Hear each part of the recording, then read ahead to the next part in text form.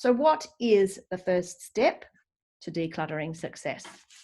All right, so one of the major problems is that we simply have too much stuff coming in to our houses. So when people want to declutter, they quite often put the cart before the horse. So they're trying to get rid of stuff that they already have without actually closing the door to new stuff coming in. All right? So I want you to remember this. You will succeed faster if you change your purchasing habits. I'll say it again. You will succeed faster if you change your purchasing habits. It is the number one most important tip to decluttering. And the Washington Post agrees.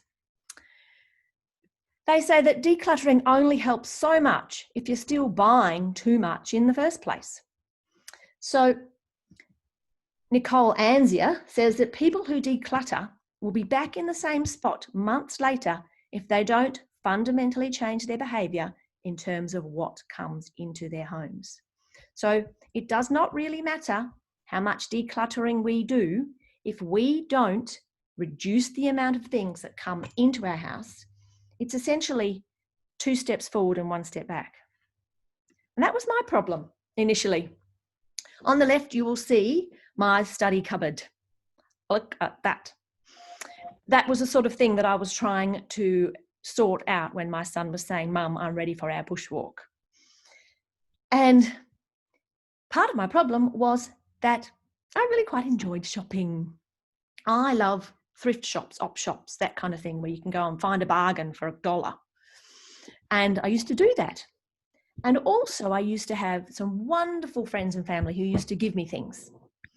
And you know, when I was a single woman and I moved to the country for my teaching job and I needed to furnish a house and have everything that went with it, that was good. People offering me things. Oh, like this crock pot. I thought you might like to use that. But, you know, and that was fine for a little while.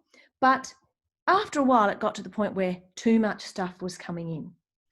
And I needed to start getting rid of stuff. And I had to learn to say thank you, but no thank you to the people who were generously offering me things. And my mother was probably the worst culprit. So I had to teach her that sometimes I would say no to things. So that was a really important thing to do. So remember, you will succeed faster if you change your purchasing habits. All right, so maybe that is you. Maybe you have been bringing too many things in and you haven't been allowing yourself to get rid of things because you're constantly adding. So let's put that in the past. We are going to look to the future now. We're going to say stop. We're going to draw a line in the sand and we're going to think about how we can make a change for the better.